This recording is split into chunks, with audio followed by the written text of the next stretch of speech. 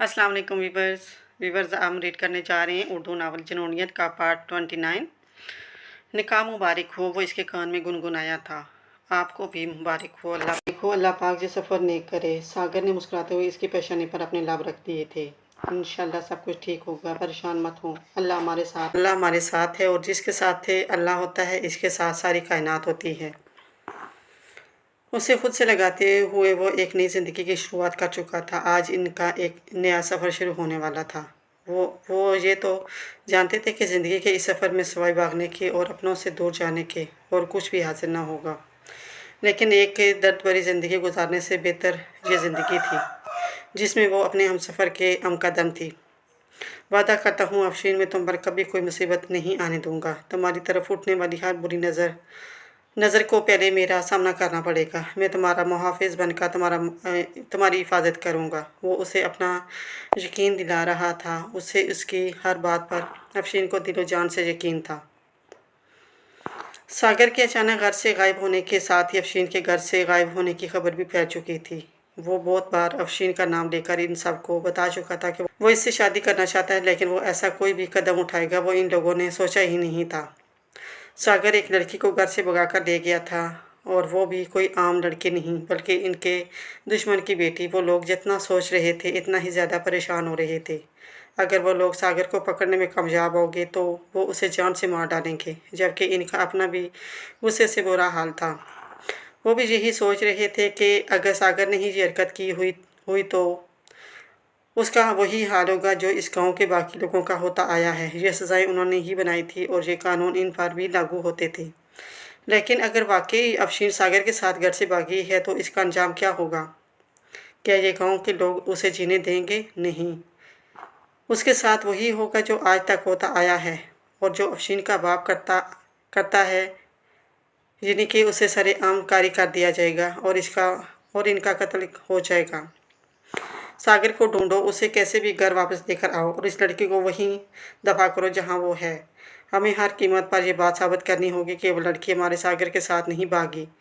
बाबा जान परेशानी से दाएं बाएं चलते हुए इन सबको ये बात समझाने की कोशिश कर रहे थे। अपने बेटे को इन सब से निकालना आसान तो हरगिज़ नहीं था, क्योंकि वहाँ अफशीन ने भी सागर का नाम लेकर सबको बताया था कि वो सागर नामी बंदे से मोहब्बत करती है जो इन लोगों का दुश्मन भी है। 3 दिन में अफशीन का निकाह था और निकाह से पहले जो कदम उसने उठाया था वो इसकी ज़िंदगी को मौत की तरफ ले जाने में बहुत अहम किरदार अदा कर रहा था। छोड़ो मुझे, तुम मेरे साथ कुछ नहीं कर। खबरदार जो मुझ पर अपना हुक्म चलाने की कोशिश की, मैं तुम्हारी हुक्म के गुलाम नहीं हूँ। सुना तुमने खानदाश काज़मी? नफ़रत है मुझे तुमसे। मैं तुम जैसे इंसान के साथ एक पल नहीं गुजार सकती। ज़िंदगी तो बहुत दूर की बात है। वो चिल्लाई जा रही थी जबकि वो उसे घसीटते हुए कमरे में ले आया था। घर में सब लोग ही तमाशा देखकर परेशान हो चुके थे। पहले हरम की मौत ने इस घर में खामोशी का समा बांध दिया था और अब खादाश और दिशेम की आए दिन होने वाली लड़ाइयों ने घर का माहौल ही ख़राब कर दिया था।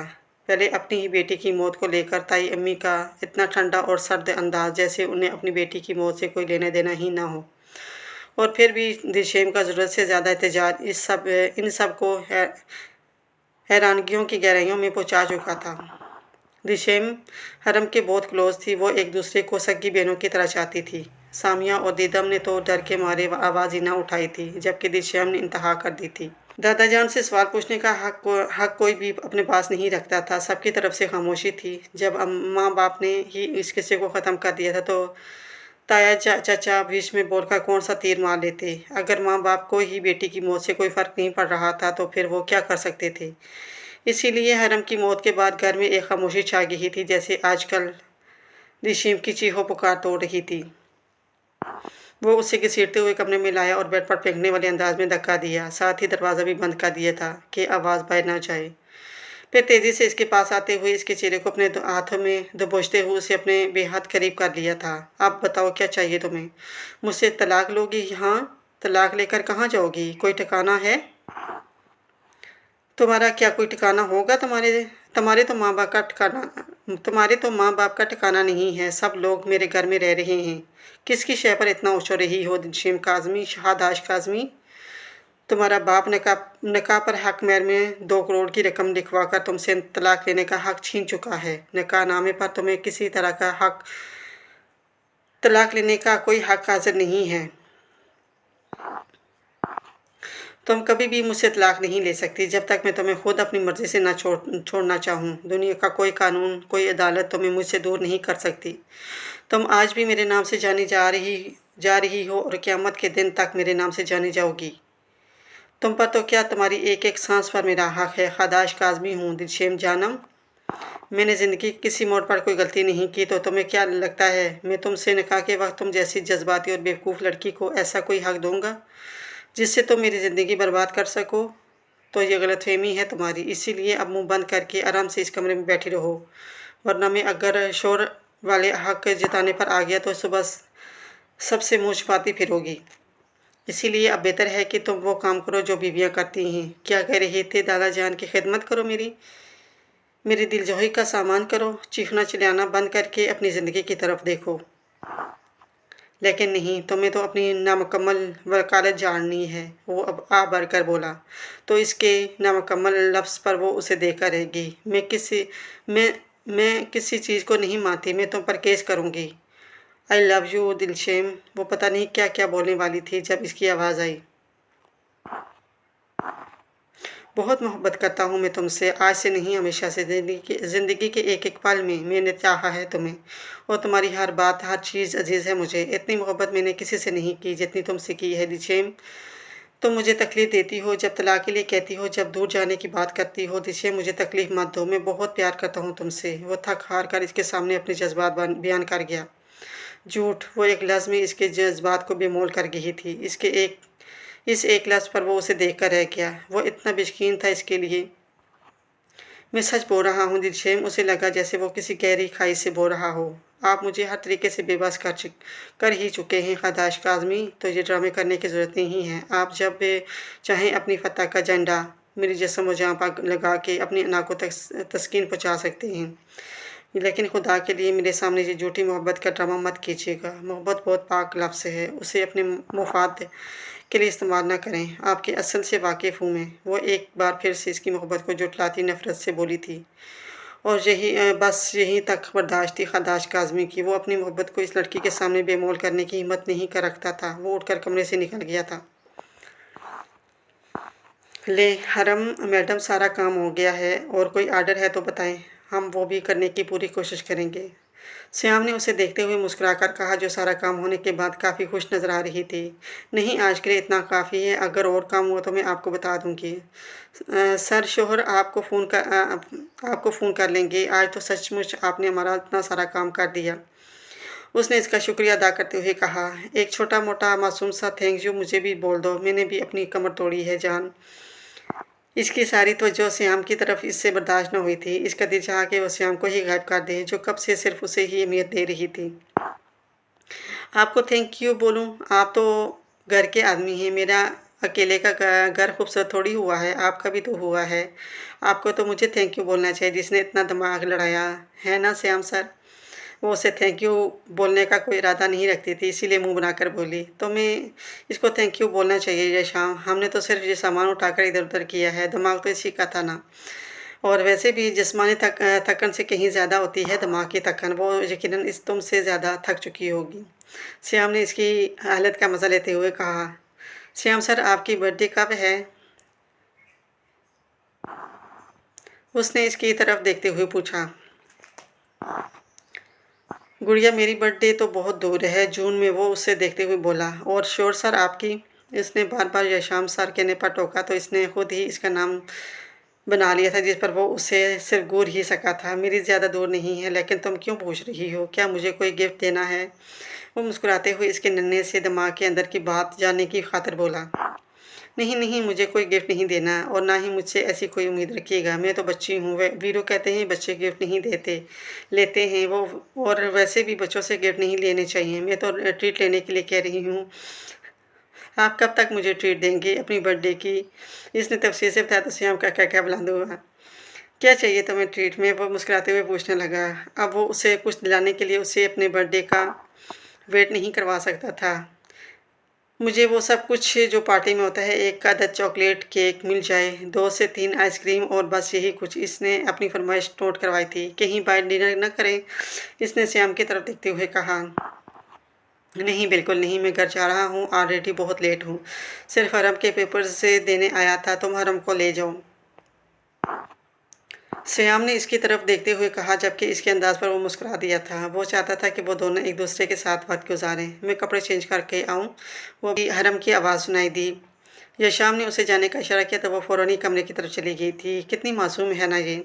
श्याम ने इसके जाने पर कहा। मासूम तो बहुत है, लेकिन कुछ तो है जिसका पर्दा है। सब कुछ इतनी आसानी से ठीक नहीं हो सकता श्याम।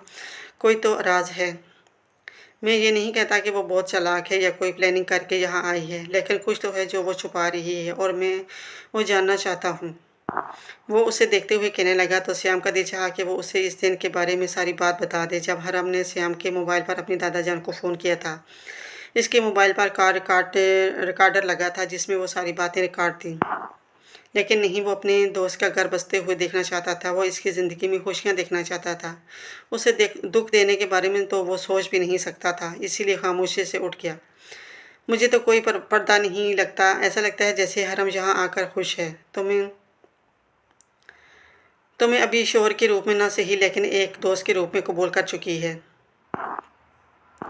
और मेरा यही हाल है कि तुम्हें अपने दिमाग से फ़िज़ूल सोच निकालते हुए अपनी ज़िंदगी में आगे बढ़ना चाहिए। वो कहकर वहाँ से जा चुका था, जबकि वो हरम के वापस आने का इंतज़ार करने लगा। कौन से रंग का ड्रेस चाहिए तुम्हें? ज़रियाम ने उसे देखते हुए पूछा। जो आपको पसंद हो, इसका मासूम सा जवाब आया। वो हाँ में सर हिलाता खुद ही इसके लिए कपड़े देखने लगा। ये प्यारा लगेगा तुम पर, सूट करेगा, क्या कहती हो? वो उसे एक खूबसूरत सी ड्रेस दिखाते हुए पूछने लगा। जो आपको बेहतर लगे। वो इसका बाजू थामते हुए ड्रेस देख रही थी। ज़रियाम मुस्कुराया। जूते किस तरह के चाहिए? इसने पूछा। जो आपको अच्छे लगें। वैसे इसका जवाब मासूमियत से भरपूर था। ज़रियाम की मुस्कुराहट और भी गहरी हो गई। नाइटी कौन सी कलर की लो? उसने शरारत से पूछा। जी छोड़ो, तुमसे क्यों पूछ रहा हूँ, अपनी मर्ज़ी से ले लेता हूँ जो मुझे पसंद आए। क्या कहती हो? वो आंखों में शरारत लिए उसे देख रहा था। नहीं, मैं कैसे जैसे बाकी सब कुछ मेरी मर्ज़ी से पहनोगी, वो भी मेरी मर्ज़ी से पहन लेना। वो तो मैं आप न लड़की मेरे सामने ये वो मत किया करो, मुझे बिल्कुल अच्छा नहीं लगता। ये बेईमानी अल्फ़ाज़ वो सख्ती से बोला। मैं नहीं पहन सकती, बेहया लिबास। उसने जुमला मुकम्मल किया। इतना सब कुछ मेरी मर्ज़ी से ले रही हो, जैसे तुम्हारी अपनी कोई पसंद ही नहीं, तो सोचा ये भी दिला देता हूँ। नहीं ना, वो तो मैं इसलिए आपकी मर्ज़ी से ले रही हूँ क्योंकि आप मुझे आपको दिखाना है। हाँ, तो वो भी सिर्फ़ मुझे ही पहनकर दिखाना बंद कमरे में। वो अब भी बाज़ ना आया था। ज़रियाम में हाँ नहीं प्लीज़। वो भी बोल रही थी कि ज़रियाम ने अचानक झुककर इसके लबों पर प्यार भरी मोहर लगाई और पीछे हटा। माया को तो यकीन ही नहीं आया कि वो बीच मार्केट में ऐसी कोई हरकत कर सकता है। बहुत प्यारी लग रही हो, बहुत प्यार आ रहा है तुम पर। इसके मुँह खोलकर आगे पीछे देखने पर वो बड़ी मोहब्बत से बोला। ज़रियाम, ये क्या हो गया आपको? हम बीच बाज़ार में खड़े हैं, लोग क्या कहेंगे? उसने उसे जगह का एहसास दिलाना चाहा। हाँ, तो मैं अपनी बीवी को प्यार कर रहा हूँ, अपनी पर्सनल प्रॉपर्टी, ज़ाती मलकियत पर हक जता रहा हूँ। कोई कौन होता है कुछ कहने वाला? वो पुरसुकून था। उफ़ अल्लाह! कितने बेबाक हैं आप ज़रियाम कि अगर किसी ने देख लिया होता तो? किसी ने नहीं देखा जानेमन, और कोई देख लेता तो क्या उखाड़ लेता? चलो आओ दूसरे काउंटर पर चलते हैं, कुछ और लेते हैं। वो इसका हाथ थामे उसे अपने साथ लिए जाने लगा। वो उसे सुबह-सुबह ही अपने साथ शॉपिंग पर लेकर आ गया था। उसने हज़ार बार मना किया कि उसे किसी चीज़ की ज़रूरत नहीं है, लेकिन वो इसकी सुन ही कहाँ रहा था, वो तो सिर्फ़ अपनी कर रहा था। क्या हुआ, थकी हो क्या? कुछ देर आराम करना चाहोगी? तो आओ तुम्हें कुछ खिलाता हूँ। वो कहकर उसे नीचे की तरफ ले जाने लगा, जबकि वो बिना कुछ भी बोले इसके साथ आने लगी थी। वो कहाँ इसकी सुनता था, करनी तो उसने अपनी ही थी। तो फिर बार-बार मना करने या उसे रोकने की ज़रूरत नहीं थी। वो जो कह रहा था बिल्कुल ठीक था। इसी सोच के साथ वो इसके साथ ही नीचे आ रही थी जब अचानक इसका ध्यान सामने की तरफ गया। उसने बस एक नज़र उसे देखा, फिर निगाह इस अंदाज़ में फेर ली जैसे इसने किसी को देखा ही नहीं, और दिलो-जान से दुआ की कि ज़रियाम की नज़र इस तरफ ना जाए। तुमने कोई अच्छे-अच्छे नाम सोचे हमारे होने वाले बच्चे के लिए?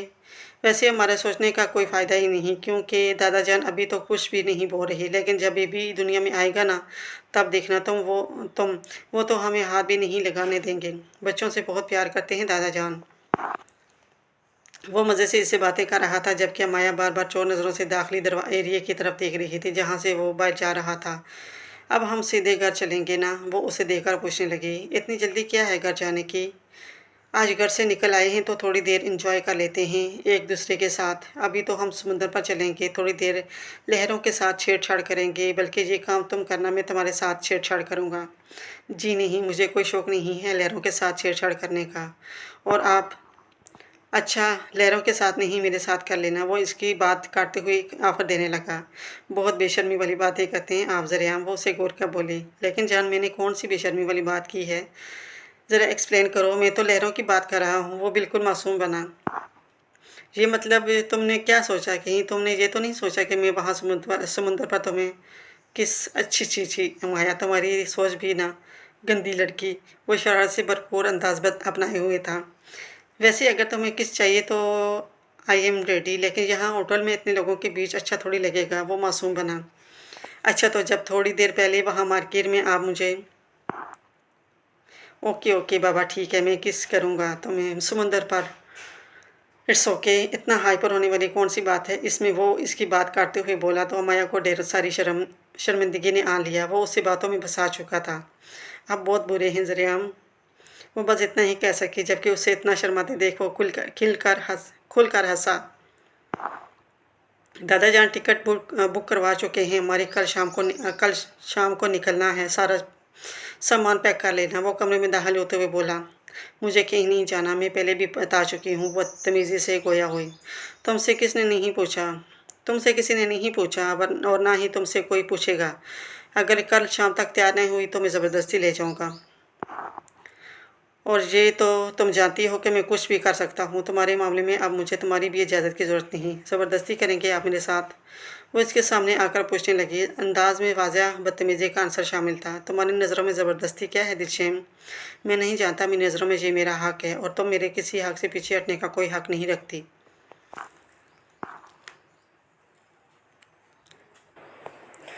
तैयारी कर लो, हमें कल शाम को यहाँ से निकलना है। अब कोई फ़िज़ूल बहस नहीं। मैं मज़ीद लड़ने के मूड में नहीं हूँ और ना ही तुम्हारी सुनने के।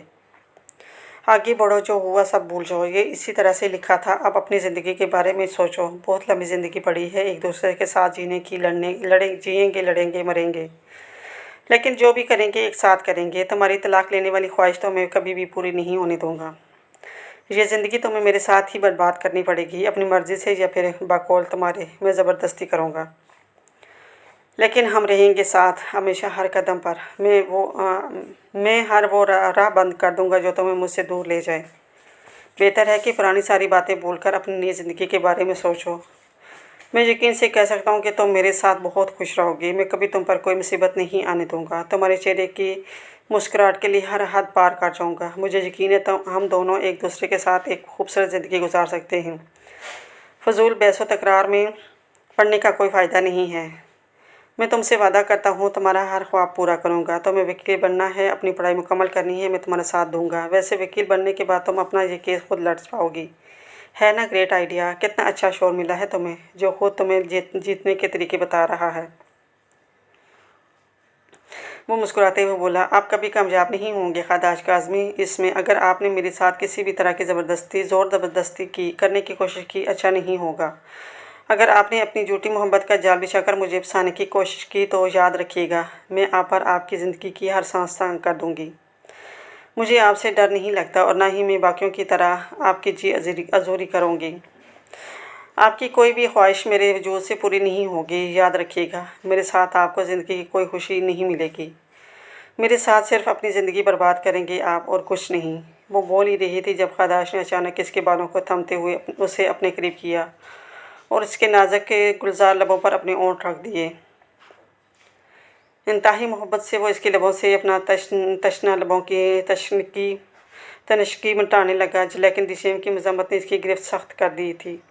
वो जितना उसे खुद से दूर करने की कोशिश कर रही थी, वो इतना ही उसे खुद में कैद करता चला जा रहा था। उसकी गिरफ्त में सख्ती बढ़ने लगी तो दिशेम की सांस उखड़ने लगी। उसे खुद से दूर करने की हर कोशिश में नाकाम होते हुए उसकी आंखों से आंसू बहने लगे और ये वो वाहिद ज़रबा था जिससे वो खादाश को खुद से दूर कर सकती थी। क्या हुआ, बस इतनी ही हिम्मत थी? अगर लड़ नहीं सकती तो मुकाबले पर क्यों उतरती हो तुम? वो इसके लबों को आज़ाद करता इसका आंसुओं से तर चेहरा साफ करते हुए बोला। तुम्हारी खुशियाँ, तुम्हारे गम, तुम्हारे आंसू, तुम्हारी मुस्कुराहट, हर चीज़ अजीज़ है मुझे। रिश्ते में तुम्हारे साथ बहुत खूबसूरत ज़िंदगी गुजारना चाहता हूँ। अगर तुम अपनी मर्ज़ी से मेरे साथ रहती हो तो ठीक है, लेकिन अगर तुम अपनी मर्ज़ी से मेरे साथ नहीं रहना चाहती तो बकौल तुम्हारे मैं ज़बरदस्ती करने में भी कोई आर महसूस नहीं करूँगा।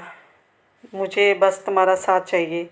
तुम्हारी मर्ज़ी, तुम अपनी मर्ज़ी से मेरे साथ नई ज़िंदगी की शुरुआत करती हो या फिर मैं तुम्हें ज़बरदस्ती मजबूर करता हूँ। यकीन करो, जिसे मोहब्बत करना आता है वो ज़बरदस्ती भी कर सकता है, लेकिन मेरे लिए तुम्हारी मर्ज़ी अहमियत रखती है। मुझे मजबूर मत करो कि मैं तुम्हारी कोई गलत कदम उठाऊँ। मैं तुम्हारे दिल को अपनी मोहब्बत से भर देना चाहता हूँ। तैयारी करो, हमने कल शाम को यहाँ से निकलना है और वहाँ हम एक नई ज़िंदगी को शुरुआत करेंगे। बिल्कुल स्टार्टिंग से, कोई गिला कोई शिकवा नहीं, एक पुरसकून ज़िंदगी से शुरुआत करते हैं। वो इसके माथे को चूमते हुए कमरे से निकल गया था, जबकि दिशेम सर चटक कर रह गई। जो वो चाहता था वो मुमकिन नहीं था। वो कभी इसके साथ एक नई शुरुआत नहीं कर सकती थी। उसे इस शख्स से नफ़रत हो चुकी थी और जिससे नफ़रत की जाए वो कभी मोहब्बत के काबिल नहीं हो सकता। वो सब कुछ भुलाकर आगे बढ़ना चाहता था, जबकि हरम की ज़ात को भूलना इसके लिए आसान नहीं था और ना ही एक कातिल के साथ सारी ज़िंदगी गुजरना।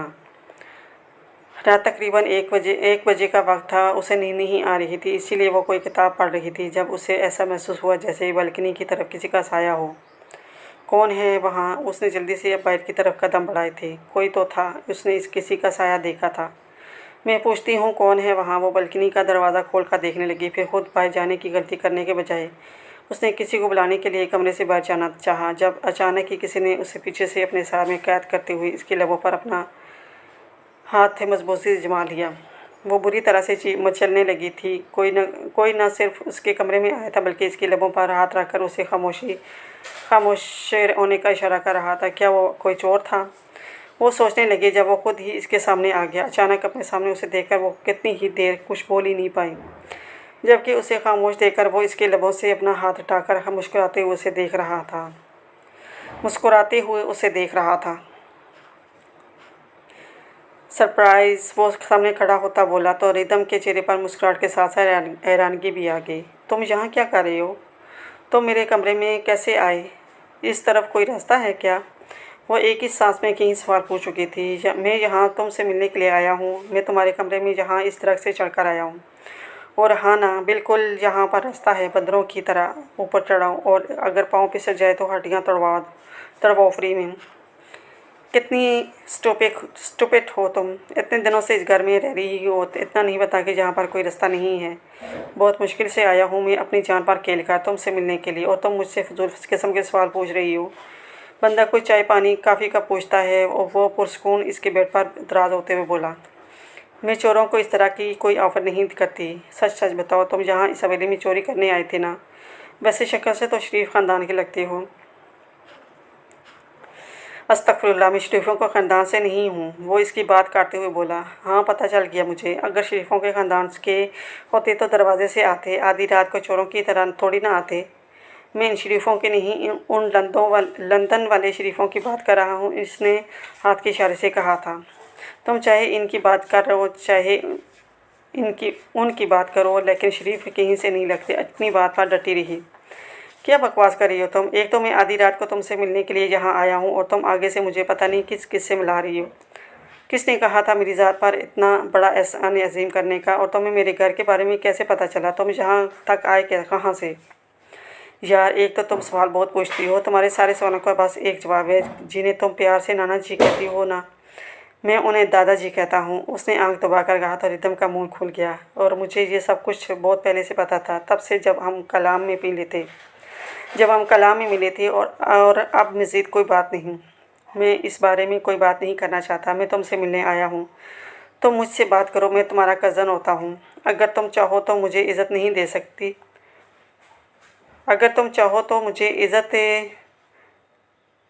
सकती हो। एक ही सांस में जितना हो सके बोलकर वो इसकी सारी कन्फ्यूज़न दूर कर चुका था।